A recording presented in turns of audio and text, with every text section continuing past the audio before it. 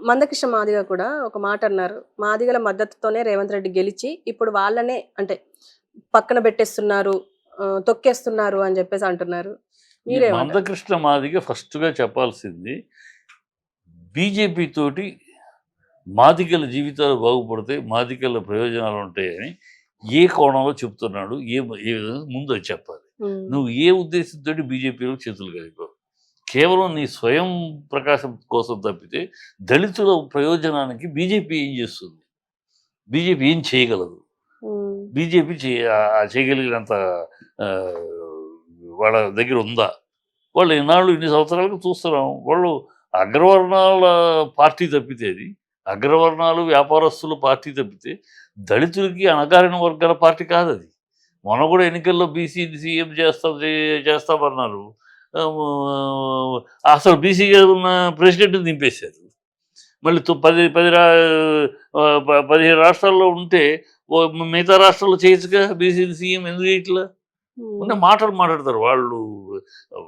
అగ్రవర్ణాలు, వ్యాపారస్తులు వాళ్ళ కోసం నిలబడే పార్టీ తప్పితే హిందూ కోణం ఒకటి తెచ్చుకుని హిందూ అంటే వాళ్ళకే అన్నట్టు తెచ్చుకునే పార్టీ తప్పితే అది దళితులకి ఏం చేస్తాయి? నువ్వేం ఆశించి వెళ్ళావు? వాళ్ళు నీకే బీజేపీ నుంచి ఏం హామీ వచ్చింది నీకు దళితులకి? హ్మ్. ముందు అది చెప్పు నువ్వు. మిగతా వాళ్ళు దళితుల వల్ల గెలిచారా? నీ వల్ల గెలిచారా? ఇయన్నీ మరి నిన్ను పెట్టుకొని మీటింగ్ పెట్టారు కదా ఆయన మోడీ గారు. హ్మ్. మరి అన్ని చోట్ల మరి రావాలిగా, ఎందుకు రాలా? ప్రజలు నీ కాంబినేషనే హర్షించాల. మాది ఇతను వెళ్ళిపోయి ఈ బీజేపీ శాఖలో కూర్చున్నాడేంటి? బీజేపీ మనకు ఏం చేస్తుంది? ఇంతవరకు ఏం చేసింది? ఫ్యూచర్‌లో ఏం చేస్తుంది? ఏమి హామీ పుచ్చుకుని ఈయన వాళ్ళ సంఖలోకి చేరాడు అని అడుగుతున్నారు. దానికి ముందు సమాధానం చెప్పాలి కృష్ణ మాదిగ. హ్మ్. అండ్ ఇప్పుడు కాంగ్రెస్ చేస్తున్న పనేంటంటే బిల్డర్‌లను హ్మ్. బెదిరించి వాళ్ళ దగ్గర డబ్బు తీసుకొని హ్మ్. ఢిల్లీలో డబ్బు కూడబెడుతుంది. అది కూడా రాహుల్ గాంధీ పేరు మీద అని జెప్పేసి కిషన్ రెడ్డి కేంద్ర మంత్రి ఆరోపిస్తున్నారు. ఇయన్నీ వీళ్ళు జి. కిషన్ రెడ్డి ఆరోపించేదానికి కిషన్ రెడ్డికే అర్హత లేదు బీజేపీకి. ఎందుకంటే వీళ్ళు అందరూ 6,000 కోట్లొచ్చినియి బాండ్స్. ఎక్కడి నుంచొచ్చినియి? ఇలా హ్మ్. బిల్డర్సు, వ్యాపారస్తులు వాళ్ళ దగ్గర తీసుకునే కదా! అలా వాళ్ళు తీసుకుంటారు. బిల్డర్స్ దగ్గర తీసుకుంటారు. కాకపోతే కాంగ్రెస్‌కున్న నేపథ్యం ఏంటంటే, వాళ్ళకి స్టేట్ గవర్నమెంటు అధికారంలో వాళ్ళకెప్పుడు అంతే. గతంలో రాజశేఖర రెడ్డి గారు ఉన్నప్పుడు కూడా ఇక్కడ నుంచి సూట్ కేసులెళ్తాయి. ప్రతి స్టేట్ నుంచి ఏ స్టేట్ అధికారులు ఉంటే ఆ స్టేట్ నుంచి మామూలు అన్నట్టు ప్రతి నెల ప్రతి నెల కానీ లేదా 3 నెలలకు ఒకసారి కానీ ఒక ఎయిర్ లిఫ్ట్ హ్మ్. వాళ్ళ ప్రైవేట్ ఎయిర్‌క్రాఫ్ట్ సూట్ కేసులు వెళ్ళి దిగుతాయి. సోనియమ్మ ఇంటికి కాంగ్రెస్ పార్టీకి చేరాలి. ఇది ఆనవాయితీ. అందరికీ ప్రజలకి తెలిసిన ఓపెన్ సీక్రెట్ ఇది. ఓపెన్ సీక్రెట్ ఎప్పుడు చేస్తా ఉంటారు. గతంలో దిగ్విజయ్ సింగ్ వచ్చేవాడు. వచ్చినప్పుడల్లా 2 సూట్ కేసులు వెళ్ళాయి. ఇప్పుడు ఇన్ఛార్జిగా ఉన్నవాడు ఎవరో రేపు వస్తాడు. వచ్చినాక జరగబోయాయి. వాళ్ళ దాన్ని ప్రశ్నించడానికి బీజేపీనేమో ఇలా కాకుండా స్టేట్ ఫండ్ నుంచి రాబట్టం కాకుండా స్టేట్‌కి బాండ్స్, ఎలక్షన్ బాండ్స్ ఒక హ్మ్. స్టేట్‌కి అలా చేస్తారు. మీరు అలా చేస్తున్నారు. అది అఫీషియల్‌గా మీరు చేసేది. వీళ్ళు అనఫీషియల్‌గా చేస్తారు. మొత్తానికి ప్రజల సొమ్ము దోచుకుని కేంద్రానికి అప్పజెప్పడం తప్పితే ఈ కేంద్ర ఈ 2 కూడా కేంద్ర పార్టీలు 2 కూడా ఈ సెంట్రల్ పార్టీసు వీళ్ళు రాష్ట్రాలను దోచుకుని ప్రాంతీయతని చంపేసేసి, ప్రాంతీయ నాయకత్వాన్ని చంపేసేసి, వాళ్ళు కేంద్రంలో కూర్చొని వాళ్ళ అజమాయిషి, వాళ్ళ యొక్క బానిసలు రీజనల్ పార్టీలు అనే లెక్కలో ఉంటారు. హ్మ్. కాంగ్రెస్ నేపథ్యం అదే. ఇన్ని సంవత్సరాలు చూసే 70 సంవత్సరాలు. బీజేపీ కూడా ఇప్పుడు అలవరుచుకుందన్నమాట. అలవరుచుకొని బీఆర్ఎస్ మీద కోపమే అందుకే కదా! బీఆర్ఎస్‌ని అణిచేయాలి. ఎందుకంటే ప్రాంతీయ పార్టీ ఈ నేషనల్ లెవెల్‌కి ఎదుగుతున్నాడు. వెళ్ళనివ్వరు. ఆనాటి నుంచి వాళ్ళ చరిత్ర కాదది. ఆనాడు సర్వేపల్లి రాధాకృష్ణన్ గారిని అడ్డుకున్న రోజుల నుంచి కూడా అన్నాదురై గారు రావచ్చు, తమిళనాడు ఎక్స్-సీఎం హ్మ్. చనిపోయిన అన్నాదురై గారు కావచ్చు, కామరాజు గారు కావచ్చు, పివి నరసింహరావు గారు కావచ్చు, ఇవాళ ఆహ్, మన కేసీఆర్ గారు కావచ్చు. ఏ ప్రాంతీయ నాయకుడు కూడా నేషనల్ లెవెల్‌కి వెళ్ళకూడదు. హ్మ్. పర్టిక్యులర్‌గా దక్షిణాది.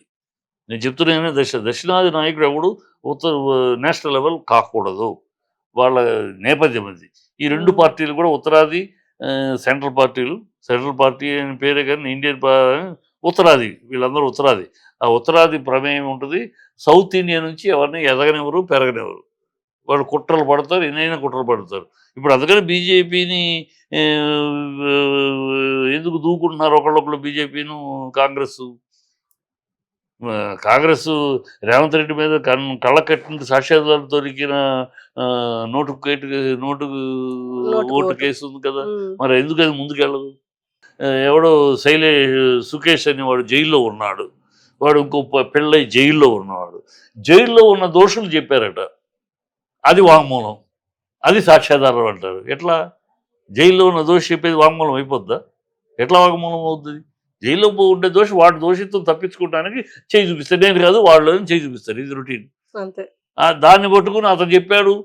వేరే ఆధారాలు ఏమన్నా ఈ అమ్మాయి సంతకం పెట్టినట్టు, లేదు ఈ అమ్మాయి అంగీకరించినట్టు, లేదు క్యాష్ క్యారీ చేస్తున్నట్టు ఏమైనా ఉన్నాయా? వీడియోలు కానీ పత్రాలు కానీ ఏమీ లేవు. ఏమంటే సుకేష్ చెప్పాడు, పిల్లయ్య చెప్పాడు, ఇంకో గన్నయ్య చెప్పాడు, ఇంకో సన్నాసి చెప్పాడు అని చెప్తున్నారు. సో ఇక్కడ మాత్రం స్పీడ్ అన్ని రకాల ఇది ఉంటాయి. విషయం వచ్చేటప్పటికి కాంగ్రెస్ కాపాడుకుంటారు. సెంట్రల్ పార్టీ రీజనల్ పార్టీలు ఉండకూడదు, రీజనల్ నాయకత్వం ఉండకూడదు. మీరు నేను కేంద్రం మనం రెండు సెంట్రల్ పార్టీ, నువ్వు నేను పంచుకుందాం. ఊళ్ళు దొంగలు పంచుకున్నట్టు కాంగ్రెస్ బీజేపీ దేశాన్ని పంచుకోవాలి. మిగతా ఎవ్వరూ రాకూడదు.